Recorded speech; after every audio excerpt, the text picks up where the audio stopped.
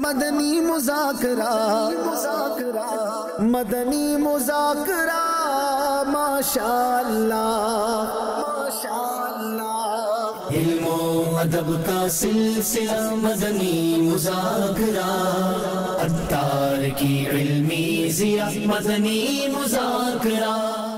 الحمدللہ رب العالمین والصلاة والسلام علی خاتم النبیین، اما بعد وأعوذ بالله من الشيطان الرجيم، بسم الله الرحمن الرحيم، الصلاة والسلام عليك يا رسول الله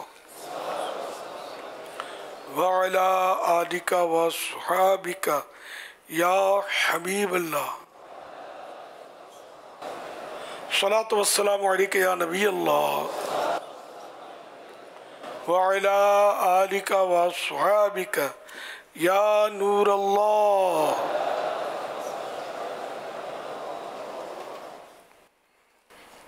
نویت سنت الاعتکاف، مسجد میں جب بھی داخل ہوں نیت اعتکاف کی کر لیا کریں، جب تک مسجد میں رہیں گے اعتکاف کا ثواب ملے گا۔ جب مسجد سے باہر نکلیں گے یہ نفل اعتکاف ختم ہو جائے گا۔ یہ بھی یاد رہے کہ مسجد میں کھانا پینا، سونا، سحری، افطار، آب زمزم شریف پینا، دم کیا ہوا پانی پینا، نیاز کھانا وغیرہ اسی صورت میں جائز ہوتے ہیں کہ اعتکاف کی نیت کی ہو۔ نہیں کی تھی، افطار کا وقت آ گیا تو مسجد میں افطار کر نہیں سکتے، ہاں اعتکاف کی نیت کر لیجئے، اب بے شک افطار بھی کر لیجئے۔ تاہم مناسب یہ ہے کہ جب ایسے موقع پر نیت کریں ثواب کے لیے، تو ہر وقت جب بھی کریں ثواب کے لیے نیت کرنی چاہیے، اور کچھ نہ کچھ ذکر و درود کر لیجئے، چاہیں تو 12 بار درود شریف پڑھ لیں، اب بے شک افطار کر لیجئے۔ صلو علی الحبیب صلی اللہ علیہ محمد، فرمانے آخر نبی صلی اللہ علیہ وآلہ وسلم، تمہارا مجھ پر درود پاک پڑھنا تمہاری دعاؤں کی حفاظت کرنے والا اور تمہارے رب پاک کی رضا کا باعث اور تمہارے اعمال کی پاکیزگی کا سبب ہے۔ صلو علی الحبیب صلی اللہ علیہ محمد۔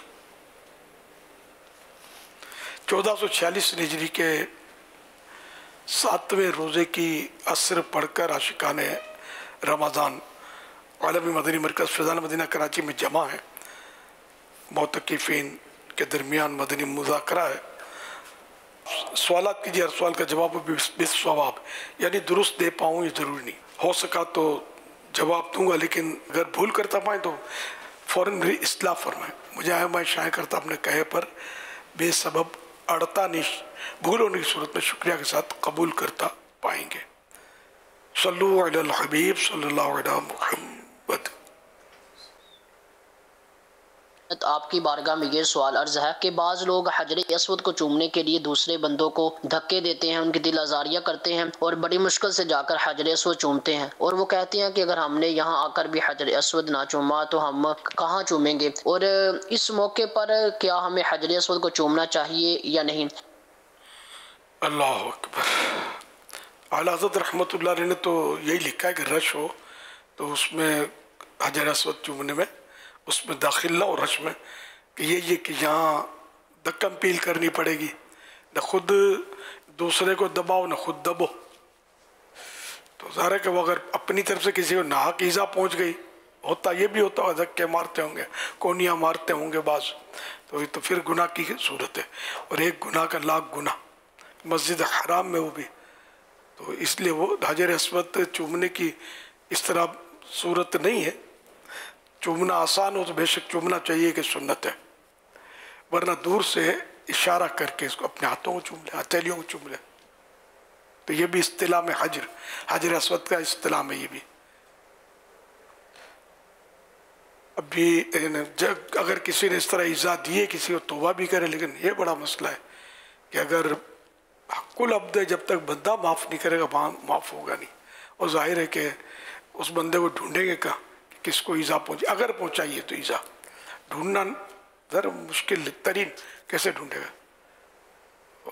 اب یہ ہے کہ اس کے لیے دعائے مغفرت کرتا رہے کہ میں نے اب تک جس کو ایذا دی ہو، یا اللہ جس مسلمان کو ایذا دی ہو اس کی مغفرت فرما، اللہ کی رحمت سے امید رکھے کہ وہ کوئی صورت صلح کی کروا دے، قیامت دن صلح اللہ پاک کروائے گا اپنے بندوں میں، جس کے لیے چاہے گا، ورنہ تو وہ نیکیاں دینی پڑیں گی جس کو تکلیف دی، اور اس کے اپنے گناہ اگر پھر بھی نیکیاں دے کر بھی مسئلہ حل نہیں ہوا تو اس کے گناہ اپنے اوپر لینے پڑیں گے۔ تو اس طرح نیک نمازی حاجی جو بھی ہوگا، اگر چڑچڑا ہوگا، ظلم کرتا ہوگا، غصے میں لوگوں کو ناحق جھاڑتا ہوگا، جیسا کہ آج کل دیکھتے ہیں ہم، تو یہ اپنی نیکیاں کھو بیٹھے گا، دوسروں کے گناہ اس کے سر پہ آ جائیں گے اور جہنم کی طرف روانہ ہوگا۔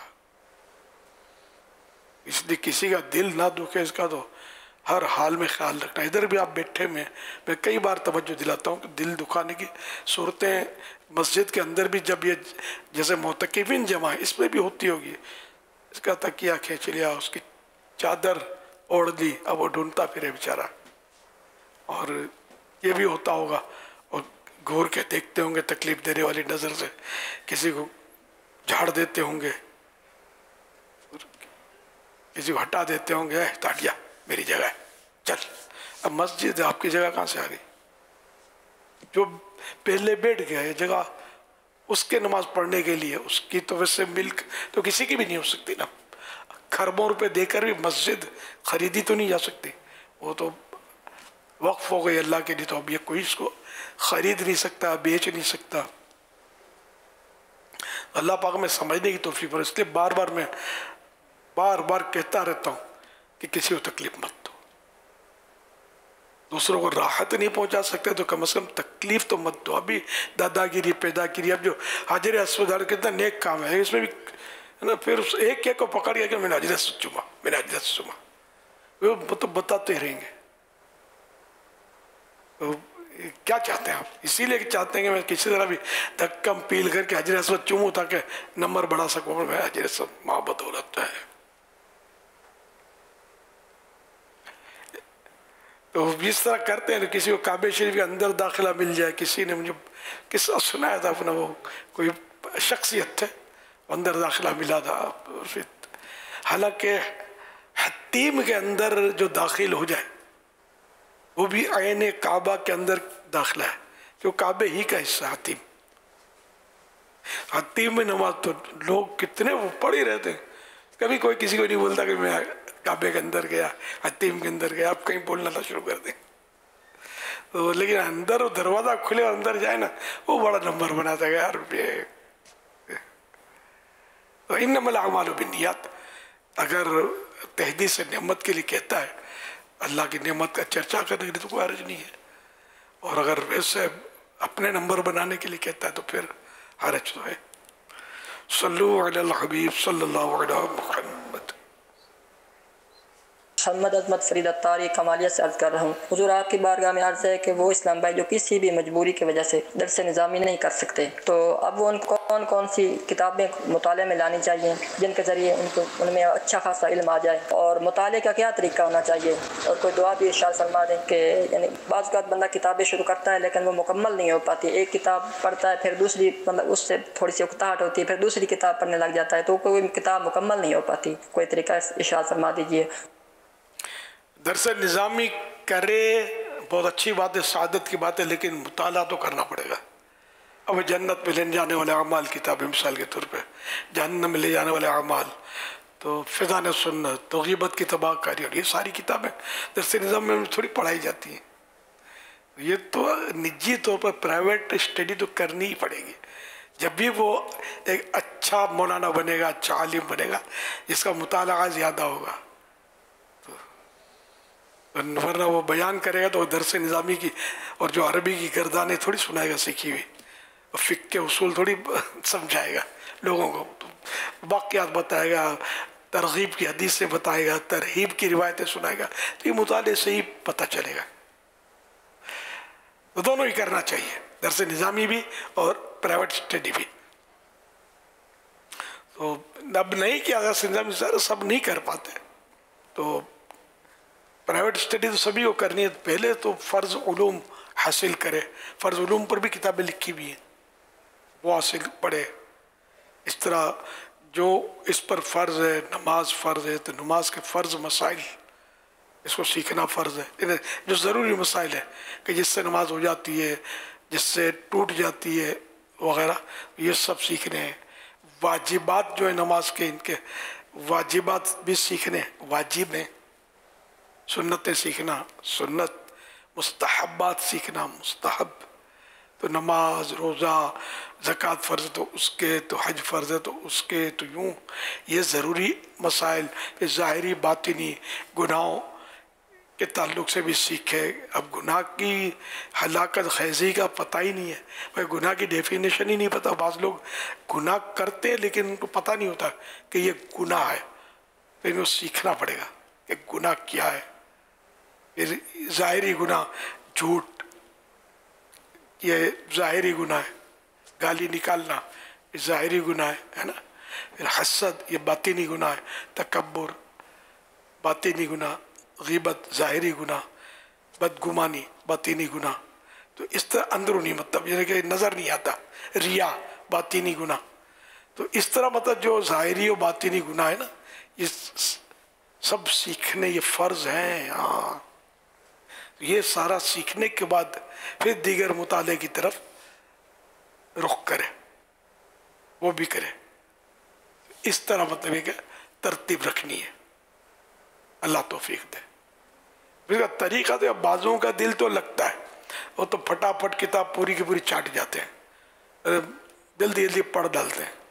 اور بعض واقعی ہے کہ رسالہ بھی ان کو دو تو موت پڑتی ہے پڑھنے سے، نہیں پڑھتے، ایک پمفلیٹ نہیں پڑھیں گے، باتوں کے بڑے پکاتے رہیں گے، 1 گھنٹہ ان سے گپے لگوا لو لیکن ایک پمفلیٹ نہیں پڑھا سکتے آپ، یہ نصیب کی بات ہے۔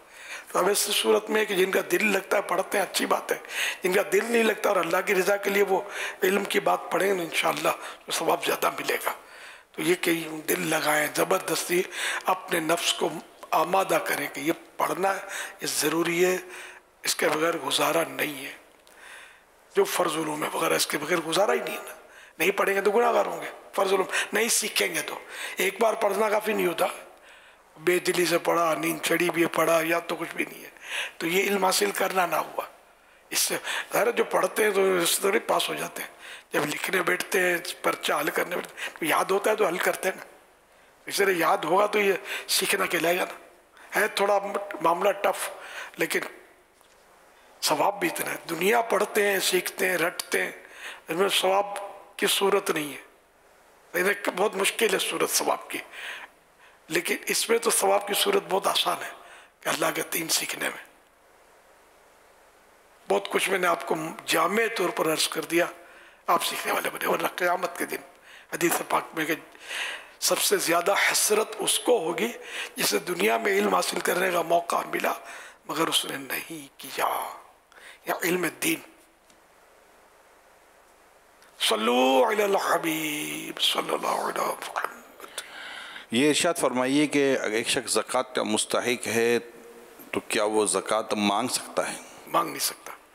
اصل 2 صورتیں زکوٰۃ یعنی حقدار کی، ایک تو ہے کہ شرعی فقیر وہ تو نہیں مانگ سکتا نا زکوٰۃ، اور مسکین وہ ہوتا ہے جس کے پاس نہ ایک دن کا کھانے کا نہیں ہے، وہ مسکین ہے، اور جس کے پاس ایک دن کا کھانے کا تو ہے لیکن پہننے کا نہیں ہے، وہ بھی مسکین ہے۔ جو چیز نہیں ہے اس کا سوال کر سکتا ہے۔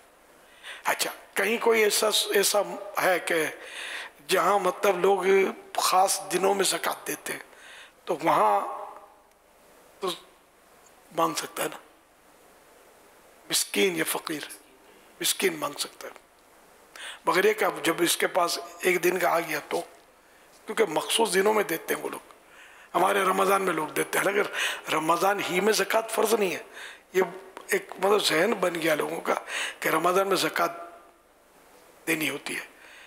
زکوٰۃ رمضان میں فرض نہیں ہوتی، رمضان ہی میں فرض نہیں ہوتی، یعنی جب صاحب نصاب ہو گیا، یعنی اتنا مال آ گیا جس پر زکوٰۃ کے شرائط پائے گئے، اور وہ تاریخ سمجھو کہ بے شک محرم کی 2 تاریخ ہے، اور تو محرم کی 2 تاریخ کو سپوز کرو کہ رات کے 12 بجے یہ صاحب نصاب ہوا، تو آئندہ سال محرم کی 2 تاریخ رات 12 بجے اس کا سال پورا ہوگا، زکوٰۃ اس پر اب فرض ہوگی، جبکہ صاحب نصاب اور شرائط پائے جائیں۔ یہ ہے، رمضان شرط نہیں ہے۔ لوگ یہی سمجھتے ہیں کہ رمضان میں زکوٰۃ دینی ہوتی ہے، رمضان میں فرض سمجھتے ہوں گے یا تو ایسا نہیں ہے۔ لیکن رمضان کی فضیلت پانے کے لیے صورت ہے اس کی کہ زکوٰۃ جیسے محرم کو فرض ہو گئی تو اب رمضان کا انتظار نہیں کر سکتے، گناہ گار ہوں گے، بلا وجہ انتظار کر رہی ہے کہ صرف رمضان کی فضیلت پانے کے لیے، تو گناہ گار ہوں گے۔ زکوٰۃ فرض ہوتے ہی فوراً دے دے، اس لیے احتیاط اس میں کہ ایڈوانس میں دیتا رہے، تاکہ وہ ایسا نہ ہو کہ فرض ہو جائے اور پھر دینے میں کچھ لیٹ ہو جائے۔ تو اب اس کی صورت یہ کہ رمضان سے محرم شریف میں 2 تاریخ کو زکوٰۃ فرض ہوگی، اس کی نصاب یہ ہے۔ اب رمضان پہلے آ گیا تو اب بھلے رمضان میں دے زکوٰۃ ایڈوانس میں، رمضان کی فضیلت یوں حاصل کر سکتے ہیں، ہر سال سے ہی کر سکتے ہیں۔ بھلے محرم شریف میں زکوٰۃ فرض ہوتی ہے، یہ رمضان میں نکال دیتا ہے، مگر ایڈوانس میں اب اتنی معلومات نہیں ہے لوگوں کو، کریں کیا؟ سب علماء نے لکھ کر دیا ہے، ہم اپنی طرف سے کچھ تھوڑی مسائل بتا رہے ہوتے ہیں، علماء نے لکھ کر دیا ہے۔ تو یہ مطلب نہ علماء کا لکھا پڑھتے ہیں، نہ علماء کو پوچھنے کی زحمت کرتے ہیں، ان کو سب آتا ہوتا ہے، سب معلوم ہوتا ہے ان کو۔ اب مولانا تو جوان ہے یار، ہمارا کل کا بچہ میں جانتا ہوں اس کو، کوئی نظرے سے بال تھوڑی سفید ہوئے، تجربات کی بھٹی میں سفید، بہت کچھ آتا ہوں، مسئلے تو معلوم ہے میرے کو، یوں کر کے منا لیتے ہیں دل کو۔ رمضان میں جیسے اس نے زکوٰۃ نکال دی، اب 2 محرم میں جیسے 12 بجے کی آپ نے مثال دی، رمضان میں اس نے 10 لاکھ روپے کی زکوٰۃ نکال دی تھی، اور 10 محرم کو 12 بجے اس کے پاس مثال کے طور پر 12 لاکھ روپے ہیں، تو اب اس کو یہ 2 لاکھ کی زکوٰۃ فوری نکالنی ہوگی یا نہیں؟ جی ہاں، اگر وہ ساری اپنے طور پر نکال چکا، لیکن اب رمضان میں چونکہ محرم میں چونکہ وہ اس کے اوپر زکوٰۃ فرض ہونی ہے، تو جو رقم اس کے ساتھ جمع ہوتی رہے گی نا، وہ بھی زکوٰۃ میں کاؤنٹ ہوگی، اور اس کے حساب سے مزید جو بچ گئی وہ زکوٰۃ دینی فرض ہوگی۔ اب یہاں ہوتا یہ ہے کہ ایک شخص زکوٰۃ دینے کے لیے چلا تو بعض اوقات پوچھتے ہیں بھائی جان آپ زکوٰۃ کے مستحق ہو نا تو میں آپ کو زکوٰۃ دے دوں، یہ بھی ہوتا ہے ایسا۔ اچھا آپ سامنے والا بول دے ہاں میں زکوٰۃ کا مستحق ہوں، تو بعض اوقات زکوٰۃ کا کون مستحق ہے یہ بھی ان کو اندازہ نہیں ہوتا کہ میں زکوٰۃ لینے کا حق رکھتا بھی ہوں کہ نہیں رکھتا۔ اس کو اپنی ظاہری غریبی نظر آتی ہے، لیکن بسا اوقات وہ تنگ دست ہوتا ہے، زکوٰۃ کا مستحق نہیں ہوتا۔ تنگ دست ایسا کہ جیسے قرضے میں ڈوبا ہوا ہے، تو ایسی صورت میں جبکہ وہی شرائط پائے جائیں اس کے کہ یہ شرعی فقیر ہے۔ ہاں یہ میں وضاحت کرنا رہ گیا تھا کہ شریف فقیر مانگ نہیں سکتا، مگر پتہ ہے کہ شریف فقیر اس کو زکوٰۃ دی جا سکتی ہے، یہ خیال میں رکھیے گا۔ تو جبکہ وہ حقدار ہو، سادات کرام کو زکوٰۃ نہیں دے سکتے۔ بظاہر کھاتا پیتا نارمل آدمی ہے، لیکن اس کے پاس قرضہ اتنا ہے جی کہ وہ قرضے کے بوجھ تلے دبا ہوا ہے، تو جو چیز اس کے پاس ہو تو ہے اتنی کہ نہیں، تو زکوٰۃ تو اس پر فرض نہ ہوئی، لیکن کیا وہ زکوٰۃ پھر لے سکتا ہے؟ ہاں، اگر وہ اربوں پتی ہے مثال کے طور پر، اور کھرب روپے اس پر قرضہ چڑھا ہوا، ایک مثال ہے کہ اگر وہ دیتا ہے سارا سامان بھی گھر کا بیچ دیتا تب بھی قرضہ نہیں ادا ہوتا، تو وہ صاحب نصاب تو ہوا ہی نہیں ان مانو کر، تو زکوٰۃ تو اس کو دی جا سکتی ہے، اگرچہ وہ معیوب ہے یا لینا ہو، واللہ علم مرل وہ تو مشکل ترین معاملہ ہے، لیکن یہ کہیے زکوٰۃ کا حقدار ہے۔ خواتین حضور بعض اوقات جیسے کہ کام کاج کرتی ہیں یا ماسیاں ہوتی ہیں، اس طرح کی چیزیں ہوتی ہیں، لیکن ان کے پاس اپنا کوئی ایسا گولڈ ہوتا ہے، بعض اوقات کوئی چوریاں بنا کر رکھی ہیں یا کوئی ایسی انگوٹھیاں بنا کر رکھی ہیں اپنے لیے، یہ پہلے سے رکھی ہوئی ہیں، لیکن ہے یہ جاب کرتی ہے، نوکری کرتی ہے یا اس طرح کی چیزیں کرتی ہے، تو کہتے ہیں میں غریب ہوں تو میرے کو تو زکوٰۃ لگتی ہے، تو اس کو زکوٰۃ دے سکیں گے؟ اگر حقدار ہے تو دے سکتے ہیں، نہیں ہے تو نہیں دے سکتے۔ اب یہ اس کا ظاہر ہے کہ اسکیننگ تو بہت مشکل ہے، ظن غالب کرے۔ جی، یعنی اگر اتنا سونا اس کے پاس ہے جو 52.5 تولہ چاندی کے برابر ہو گیا، تو اب ظاہر ہے کہ اس کو زکوٰۃ دے تو نہیں سکیں گے۔ 1 تولہ سونا بھی ہے تو نہیں لے پائے گی۔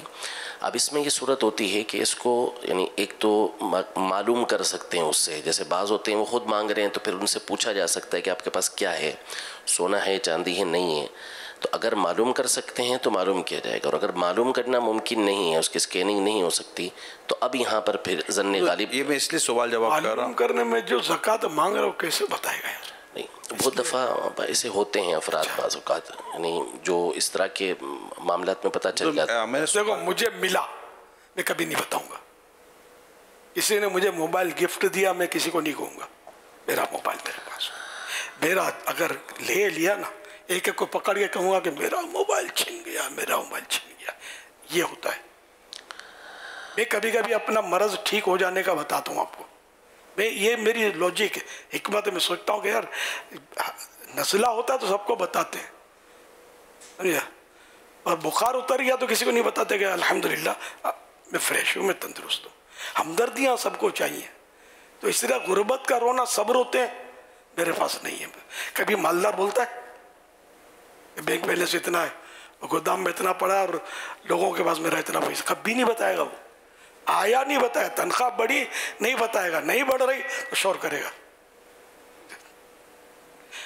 تو یہ مطلب عام ہے. تو میں کبھی مطلب سوچتا ہوں کہ یار مجھے جو فائدہ ہوا میں کیوں نہیں بتاؤں یار.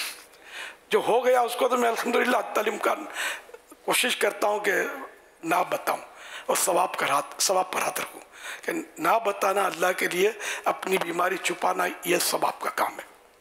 اور جب دور ہو گئی اور حمد کی نیت اللہ کی رضا کے لیے بتایا، یا کسی کو ہدایت کے لیے یا رہنمائی کے لیے بتایا، نیکی کی دعوت دینے کی صورت میں، تو نیتیں ہوتی ہیں. تو نیتوں میں ثواب کا ترتب، ثواب ملنا نہ ملنا یہ ہوتا ہے.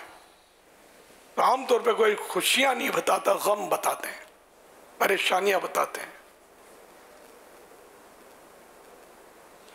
انگریزی میں، انگلش میں الحمدللہ، انشاءاللہ، ماشاءاللہ لکھا جا سکتا ہے؟ بچنا چاہیے، اس سے نہیں لکھنا چاہیے. یعنی اس میں اس کو جو انداز ہے لکھنے کا عربی والا، اسی میں لکھنا چاہیے. امیر اہل سنت کے بارگاہ میں ایک سوال عرض سے کیا روزے کی حالت میں کچھ ذائقہ یعنی فلیور مسواک شریف استعمال کر سکتے ہیں؟ جزاک اللہ خیر. مسواک جو پیلو کی ہوتی ہے اس کا ذائقہ اچھا ہوتا ہے، ایک قدرتی ذائقہ ہے، تو اس کو استعمال کرنے میں کوئی حرج نہیں ہے. اگر باہر سے اس میں کوئی ڈالا ہے فلیور، یہ جو پلاسٹک کی پیکنگ میں آتی ہے وہ کبھی استعمال نہیں کی. میں نے سنا ہے کہ اس میں کچھ ہوتا ہے حساب کے ساتھ، خوشبو ڈالتے ہیں، کیمیکل ڈالتے ہیں، شاید اس کو دیر پار رکھنے کے لیے. تو اگر روزے میں وہ استعمال کی اور خوشبو منہ میں اتنی آ گئی، وہ خوشبو حلق کے نیچے اتری، اس کا ذائقہ جو ٹیسٹ حلق میں اترا، روزہ یاد ہے تو روزہ ٹوٹ جائے گا. تو اس طرح کی مسواک تو روزے میں استعمال نہ کیجیے، خوشبو والی جو آرٹیفیشل خوشبوئیں ڈالتے ہیں. یہ قدرتی خوشبو میرج نہیں ہے، جو اس کے اندر آتی ہے خوشبو. میرا سوال ہے کہ عشاء کی نماز میں اگر آدمی فرضوں میں جماعت میں نہیں پہنچ سکتا تو تراویح پڑھ کر بعد میں ساری نماز پڑھ سکتا ہے؟ عشاء کے فرض تو پہلے پڑھنے ہوں گے، فرض نہیں پڑھیں گے تو تراویح نہیں ہوگی. صلو علی الحبیب صلی اللہ علی محمد.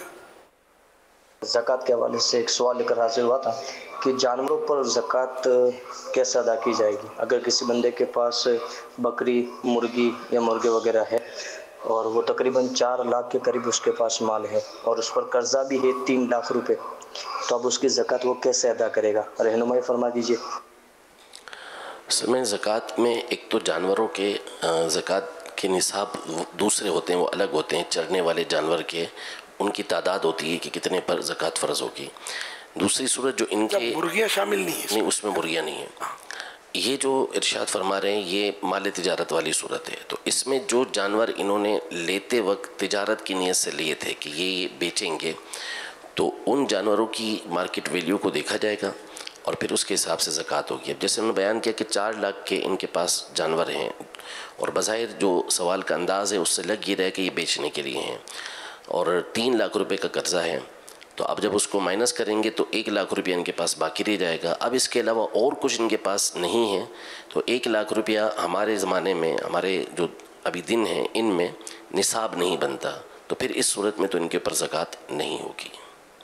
ان دنوں جیسے ہم تو کراچی کا ہی بتا سکتے ہیں جی، 52.5 تولے چاندی کی رقم کتنی بنتی؟ تقریباً 1,80,000 کے لگ بھگ، 1,80,000 قریب ہے اس کے. یعنی آج 1440 ہجری کے رمضان کی 7 تاریخ ہے اور انگلش 8 مارچ 2025. تو ان دنوں 1,80,000 روپے جس کے پاس حاجت اصلیہ جس کو اس سے فارغ ہوں تو یہ زکوٰۃ کی نصاب ہے، یا 1,80,000 سمجھو کہ یہ زکوٰۃ کی نصاب بنتی ہے. یہ تھوڑا ذہن میں رکھیے گا کیونکہ یہ بعد میں بھی چلتا ہے نا مدنی مذاکرات، تو وہ ہمیشہ کے لیے 1,80,000 نہیں ہے، کم بھی ہو سکتے ہیں، بڑھ بھی سکتے ہیں. بڑھنے کا ہی سمجھے بڑھتے رہتے ہیں.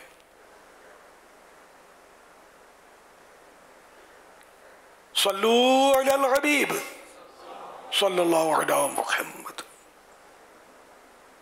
سیدی امیر اہل سنت کی بارگاہ میں عرض ہے کہ ایک بندے کو سحری کے وقت الٹی آئی. اس نے کہا کہ میری طبیعت صحیح نہیں ہے، میں روزہ نہیں رکھتا. پھر جب دن نکل آیا اور اس نے کچھ کھایا پیا نہیں تھا، اس نے کہا کہ میں روزہ رکھتا ہوں. تو اب اس کے روزے کا کیا حکم ہوگا؟ دن نکل آیا، مطلب صبح جیسے سورج صبح صادق ہو گئی، روزہ یعنی کہ اب وہ کھانے پینے کا ٹائم نکل چکا ہے لیکن اسے کھایا پیا نہیں، لیکن یہ ذہن بنا لیا کہ میں روزہ نہیں رکھتا، میری طبیعت خراب ہے. سوال یہ ہے اب کیا حکم ہوگا؟ جبکہ یہ طے کرے کہ میرا روزہ نہیں ہے تو اب کیا زاویہ کبریٰ سے پہلے یہ نیت کو درست کر سکتا ہے؟ اچھا فرما دیجیے. اگر اس نے جان بوجھ کے روزہ توڑنے والا کوئی کام نہیں کیا تو زاویہ کبریٰ سے پہلے وہ یہ نیت کر سکتا ہے کہ میں صبح سے روزے سے ہوں. سورج سر پر آنے سے پہلے نیت کر سکتا ہے. یہ آپ طے نہیں کر سکتے، اوپر ہے سورج سر کے، سمجھ نہیں پڑتی. تو اس کے ٹائمنگ لکھے ہوئے ہیں دعوت اسلامی کی جو فلکیات، مجلس فلکیات، شعبہ فلکیات، جی شعبہ فلکیات. یہ مجھ کا یاد نہ تو بدے کی یاد تھی ان فلکیات. اب فلکیات یاد ہو جائے گا تو آپ کراتے رہیں گے. صلو علی الحبیب صلی اللہ علیہ وسلم. ہماری پریئر ٹائم اپلیکیشن پہ آپ دیکھیں گے تو انشاءاللہ آپ کو یہ سارے ٹائمنگ وہاں بھی مل جائیں گے. حضور ایک شخص افطار کے بعد بھاگتا گھر پر پہنچتا ہے اور گھر پر آ کر پوچھتا ہے اور سناؤ کیا بنا؟ بیوی کہتی ہے کہ آج طبیعت صحیح نہیں تھی تو کوئی خاصیت بنا نہیں سکی ہوں. اتنی محنت کرو، اتنا دوڑو بھاگو، دھوپ میں جان جلاؤ، گھر آؤ، تیاری نہیں ہے، پتہ نہیں کیا مسئلہ ہے، کچھ کر ہی نہیں سکتی ہو. اب یہ کرا کر یہ جو گھر کا ماحول بنا دیا، حالانکہ بالکل افطار کا وقت ہوتا ہے، برکت کا وقت ہوتا ہے، قبول دعا کا وقت ہوتا ہے. میاں بیوی میں لگ گئی. ادھر سے تھوڑی ماں بیٹھی ہوئی تھی، کیا کروں پورا دن کرتی کچھ نہیں ہے. تو بیٹا بولتا ماں خود تو آپ بھی کچھ کر لیا کرو. تو گھر میں جیسے باسا اوقات بیٹے بھائی ہو یہ ہوتا نا، یہ عین افطار کے وقت موڈ خراب ہو جاتے ہیں کئیوں کے، اور مزاج ایسا عجیب و غریب ہوتا ہے. پھر جیسا تیسا بس افطار کیا، نہ دعا کی، کچھ نہیں کی، اور اپنے اب گھر کا ماحول ایسا نہ بنے، اس کے لیے آپ کیا مدنی پھول دیں گے؟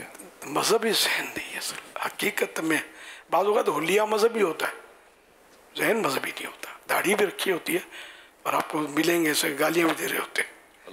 آج ذہن نہیں ہوتا ان کا، گالیاں دے رہے ہیں. آج گالیاں دینے والے ملیں گے، داڑھی والے جھوٹ بولنے والے ملیں گے، چیٹنگ کر لیں گے. تو یہ داڑھی رکھ لی ہے، ٹوپی پہن لیں گے، امامہ باندھ لیں گے. کرنے والے یوں بھی کر رہے ہوتے ہیں لیکن وہ ایک حقیقی معنوں میں وہ دینی ماحول میں نہیں ہوتے. جس کو 100% اپنے گئے نا خالی آنا جانا لگا رہتا ہے بس، تو وہ دین سے محبت ضرور ہوتی ہے لیکن ان کو معلومات اتنی ہوتی، ذہن اتنا نہیں ہوتا، صحبتیں الٹی سیدھی ہوتی ان کی. تو وہ اس طرح کی حرکتیں کریں گے گھروں میں، اور کھانے پینے کی ہرس ان میں زیادہ ہوگی. اب رمضان میں تو ویسے ہی امتحان ہوتا ہے اس ٹائم پر مثلا. تو ابھی کیا وہ آپ نہیں تو بتاتے، اس وقت اپنے مسائل بیان کرتے لیکن گھروں میں یا لوگوں میں تھک کے آ رہی ہے، ان کو کیا پتہ نہیں سمجھ آتی ہوگی نہیں آتی ہوگی. निशात नहीं होता इनको। लेकिन ज़रा जिनको समझ आती होगी, नहीं आती, जज्बा हो, शौक़ हो, गौर से सुनेगा तो समझ आएगी इंशाअल्लाह। तो यूँ मतलब ये कि इस वक्त खाने की चूँकि हिर्स जहन बना कर आता है कि शरबत खुशबुएँ लुटा रहा होगा, समोसे खुशबुएँ फैलाए हुए होंगे घर में, कबाब तले जा रहे होंगे, मैं जाऊँगा तो बस हट जाओ, और आया तो वो नाक कटी गई, या तो कुछ भी नहीं है। आप जितने अल्फाज घूम जाती होगी, आप जितने अल्फाज कह रहे हैं ना, ये कईयों के कान इस पर मदनी चैनल की तरफ आ चुके होंगे, आंखें आ चुके होंगे, कबाब, समोसा, शरबत, वो क्या रहा है, आज कुछ होने वाला है क्या है? वो एक तरफ किचन पर देख रहा होगा, एक तरफ टीवी को देख रहा होगा, इन्हीं दोनों मंजिलों के हाथों में खो गया हूँ। नरमी आ जाए हुजूर, ये दुआ करते हैं अल्लाह पाक बस हिदायत दे, कोई ऐसा हो भी जाए तो गुस्सा नहीं करना है। मैंने एक वाक़या आपको पिछले दिनों बताया था, रिपीट कर देता हूँ कि एक शख्स का इंतकाल हो गया, उस ख्वाब में किसी ने देखा, क्या हुआ? तो अल्लाह ने मुझे बख्श दिया। जो तुझे बख्श दिया, तो क्या सबब क्या हुआ? उसने बताया कि एक बार मेरी बीवी ने नमक ज़्यादा डाल दिया था, गुस्सा तो आया मुझे, फिर मैंने कहा अब इंसान है, भूल हो जाती है, मैंने अपनी बीवी को माफ़ कर दिया। जब दुनिया से गया तो मेरे रब ने फरमाया तू बंदा होकर बंदी को माफ़ करता है, मैं रब होकर तुझे माफ़ ना करूं? क्या तुझे बख्श दिया? ये अल्लाह की रहमत है। तो अगर देखो बीवी भी है तो इंसान ना, नौकरानी तो नहीं है। अच्छा नौकरानी है वो भी इंसान है, मासी है वो भी इंसान है। कभी बीमारी की वजह से मासी ने भी कोई काम में कोई 19-20 कोई कमज़ोरी तो दर गुजर से काम ले, समझे? इसी तरह मतलब ये कि नौकरानी या नौकर भी कभी भूल कर जाता तो सेठ बोले कि अब मैं इसको छोड़ूंगा नहीं, तो यार ये भी हो सकता है कि कल तू नौकर और ये सेठ हो, ऐसे वाक़यात भी हैं, समझे? तो इस तरह मतलब है कि अल्लाह की दी हुई नेमत है, उस पर बंदा इतराए नहीं कि ये नेमत मेरा कारनामा है, ये रब की दी हुई है, और रब देता है तो आजमाता भी है, ये आजमाइश है हमारे साथ।